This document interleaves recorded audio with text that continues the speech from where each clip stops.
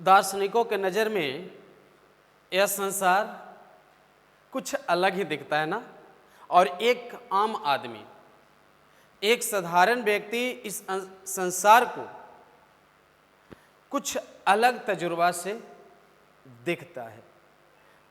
तो मैं बता रहा हूं कि आपका जो निगाहें हैं वह निगाहें किस ओर है? इस संसार को देखने की ओर, या इस संसार में सिर्फ जीवित रहने की ओर? यदि आप में भी संसार को देखकर, इसे अध्ययन कर और सामाजिक परिवेश में कुछ देना चाहते हैं, तो आप दार्शनिकों के जैसे आप अपने आप को अध्ययनकर्ताओं के साथ रहकर, ऐसा मेरा मतलब है कि अध्ययनकर्ताओं के पास कहीं दूर जाना नहीं है, सिर्फ आप अपने निगाहों में अध्ययन करने का प्रयास करिए कि एक पेड़ का पत्ता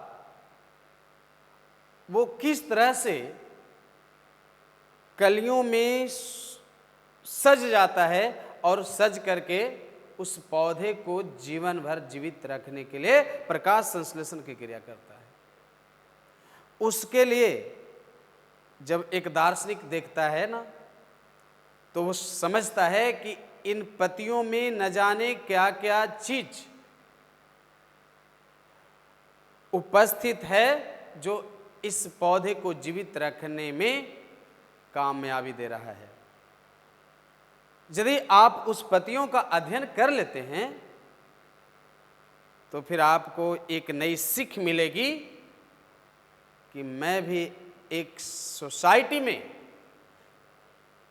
एक प्रखर व्यक्ति वाले इंसान हैं, और हम भी इस जीवन रूपी संसार को एक हिस्सा बन करके और इसको बचाए रखने में मदद कर सकते हैं।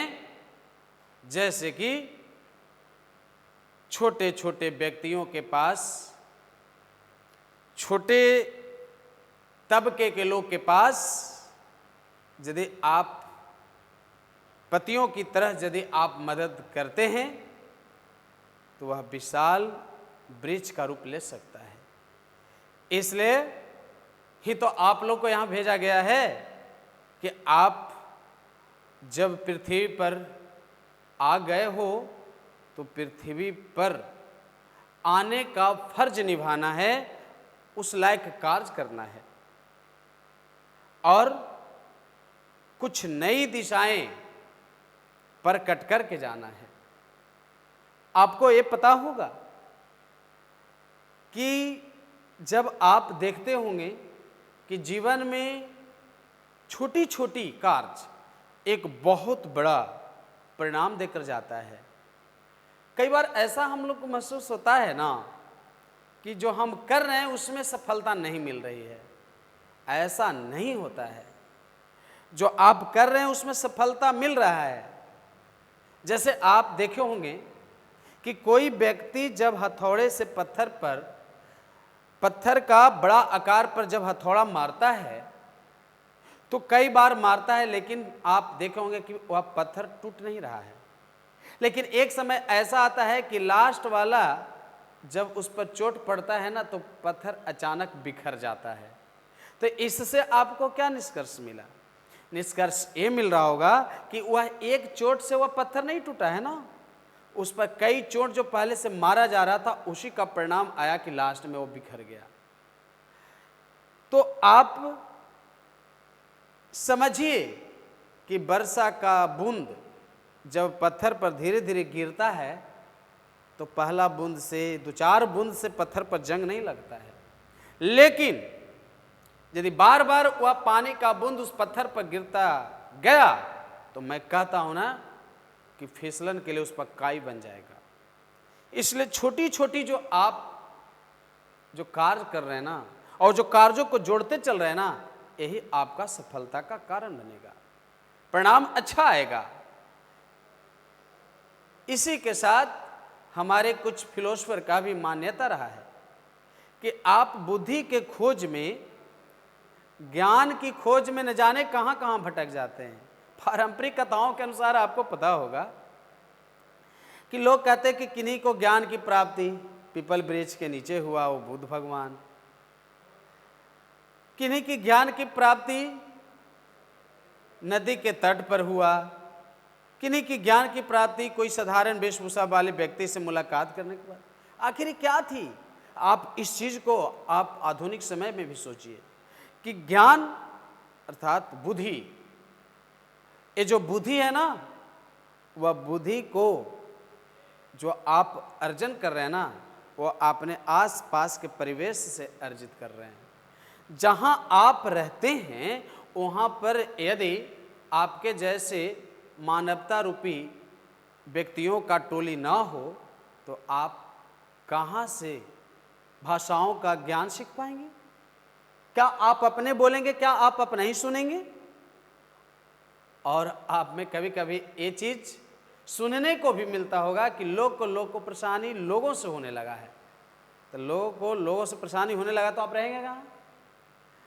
और यहाँ पर हमारे दार्शनिकों ने भी माना है और मानता भी हूँ कि बुद्धि जो है ना एक अनोखी रूप रहा है। वो कैसे?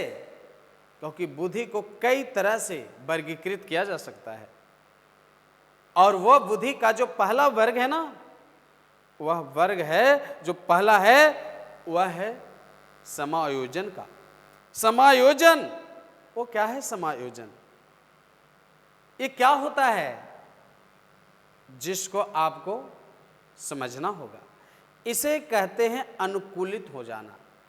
मतलब आप में यदि कैपेसिटी है तो आप जहां भी हैं आप उस जगह पर अनुकूलित हो जाएंगे, और अनुकूलित होने में यदि आपको कोई मदद कर रहा है तो वह आपके पास का बुद्धि है। जैसे जब आपने जब सुने होंगे, जाने भी होंगे, देखे भी होंगे कि एक राम की जीवन, वनवासी जीवन, और वन में उनके साथ क्या गया? समझिए कि एक वन में वनवासी जीवन को जी रहे थे राम जी, तो उनके पास क्या था? आप कह देंगे कुछ भी नहीं। फिर भी उस जगह पर वे अनुकूलित हुए कि नहीं हुए? 14 वर्ष का विवरण है। तो उस जगह पर वे अनुकूलित कैसे हुए? क्योंकि उस जगह पर अनुकूलित इसलिए हुए क्योंकि उनके पास क्या था? योग्यता था, संवेदनशील थे, वे संवेदनाओं से भरे थे। तो जिसमें ज्ञान उसको कहिए, ज्ञानी व्यक्ति उसको कहिए जो हर जगह पर वो रहने के लिए अनुकूलित हो जाए। आगे जब वर्ग देखिएगा बुद्धि का, तो बुद्धि का अगला जो वर्ग है उसमें होती है क्या? सीखने की योग्यता। बुद्धि का मतलब सीखने की योग्यता। ये न कि आपको जो जितना बुद्धि है उतने में अहंकार का प्रोटीन तैयार होने लगा आपका मस्तिष्क में कि हम तो खुद जानकार हैं, हमें अब क्या जानना है। लोग मरते मरते समय तक सीखता है और आप कहते हो कि हमें क्या जानने की जरूरत है। यह तो अमूढ़ता है। ये तो तनिक सा ज्ञान आ गया तो आप में अमूढ़ता आ गई। ये कैसी भूल है आपकी? क्योंकि सीखने का योग्यता है तो यही ज्ञान है। क्योंकि अर्जुन के जैसे सीखने वाला और अर्जुन को भी मात देने वाला, यदि योग्यता के नाम से यदि कोई प्रसिद्ध है तो आपको पता होगा वह एकलव्य है, जिसमें सीखने की जज्बा थी। अपने गुरु जी का मिट्टी का प्रतिमा बना करके और वह उन्हें गुरु जी माना। क्योंकि विशेष तो आप जानते होंगे कि आखिर द्रोणाचार्य ने उन्हें विद्या देने से वंचित कर दिए थे। फिर भी द्रोणाचार्य की बात को सुनकर इन पे कोई विकट स्थिति नहीं पैदा हुआ और वो उनकी मिट्टी की मूर्ति बना करके और उनको गुरु समझ करके और धनुष बाण चलाना सीखा, वह एकलव्य का नाम है। सीखने की योग्यता है तो आप में ज्ञान है। कहते हैं कि ज्ञान आ गया, ज्ञान आने गया। ज्ञान को अलग अलग तरीके से संग्रह करना पड़ता है, उपार्जन करना पड़ता है। ज्ञान किसी के पास अस्थायी रहता नहीं है। आप चलते चलते भी आप नई नई स्थितियों का आप अनुभव करते होंगे, वही आपके लिए ज्ञान है। और इस पर आपको हमेशा अमल करना होगा। यदि इसके अगला वर्ग को यदि आप जोड़ेंगे कि ज्ञान और क्या है, तो यह चिंतन का योग्यता है। लोग चिंता में पड़ करके और अपने आप को बर्बाद कर देते, परिवार को विखंडित कर देते हैं। कोई भी परिस्थितियां आए तो आप चिंतन करिए, क्योंकि एक सफल विद्यार्थी बुक लेकर के चिंता में नहीं डूब जाता है, वह मंथन करता है, चिंतन करता है कि आगे का हमारा एग्जाम जो है ना, वो कैसे सूटेबल बनेगा। उस पर वो दिन रात विश्राम के बाद मंथन करता है, विचार करता है, सफल व्यक्तियों से मिलता है, जो बताने वाले अच्छे मार्गदर्शक होते हैं उनसे वो मिलता है, और मिल करके जीवन के लिए वो कुछ दिशाएं सोचता है, कुछ दिशाओं के बारे में अपने आप को अनुकूलित बनाता है। तो ये चिंतन करने की क्षमता है, तो भी ये बुद्धि का रूप है। साथ ही साथ लोगों में समग्र योग्यता है, तो यह भी बुद्धि है। समग्र योग्यता, आप समझिए कि समग्र योग्यता ये क्या कहा जा रहा है। आखिर ऐसी स्थिति में आपको ये देखना होगा कि समग्र योग्यता है जिस व्यक्ति में निम्न स्तर, मध्य स्तर और उच्च स्तर के पास के जीवन रूपी व्यक्तियों, जंतुओं या अन्य माध्यमों के पास, ये कोई जरूरी नहीं है कि आपको, यानी जितना तुलसी का एक पेड़ ऑक्सीजन देता है उतना ही एक बबूल का पेड़ आपको ऑक्सीजन दे, ये कोई जरूरी नहीं है। फिर भी जितना आप एक यानी पौधे के पास अनुकूलित हैं, उतना ही दूसरे पौधे के पास भी यदि आप अनुकूलन प्राप्त करते हैं, ये आप में समग्र है। और यह उदाहरण है, कहने का मतलब कि आप एक अपने जीवन में ये चीज को मूल्यांकन भी किए होंगे कि एक चुनाव प्रचार में, चुनाव के बाद क्या होगी अलग बात है, लेकिन चुनाव प्रचार में आप बिल्कुल अनुभव किए होंगे कि एक व्यक्ति जब अपने इलेक्शन को सफल बनाने के लिए जब पब्लिक के बीच होता है, तो वहां एक कभी नहीं अनुभव लोगों के बीच साझा करता है कि हम कभी गरीब अमीर, उच्च नीच, मध्य स्तर का फर्क भी समझता हूं। सबको एक सूत्र में बांधकर चलता है।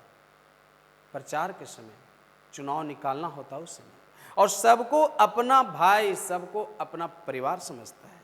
तो उसी तरह यदि आप में ज्ञान है, तो वो तो एक अनुकूलन था, एक सीजन था, तब वैसे हुआ। लेकिन आप में यदि समग्र व्यवहार है, तो जब तक आप धरती पर हैं तब तक लोगों के पास आपको कभी उच्च नीच का कोई भेदभाव करने की क्षमता आप में नहीं रहा है, तब आप में वो ज्ञान है। तो ज्ञान को कई तरह से देखा जा सकता है, आकलन किया जा सकता है, अनुभव किया जा सकता है, और उसी आधार पर यह जीवन को एक विशेष रूप दिया जा सकता है। तो आप हमारे साथ जुड़ करके और अपने जीवन को बेहतर रूप देने में, जो आज हमारे इस वीडियो में और ये वीडियो सेशन में जो जुड़े, इसके लिए मैं आपको शुभकामनाएं, और यह आपको बताकर हमें खुशी मिल रहा है कि आप लोग जरूर जीवन में तरक्की करेंगे। यदि यह वीडियो आप लोग को जीवन में कुछ नए रूप देने में बेहद मददगार हो रहा हो, तो आप कमेंट, लाइक के साथ साथ शेयर भी जरूर करेंगे। धन्यवाद। जय हिंद।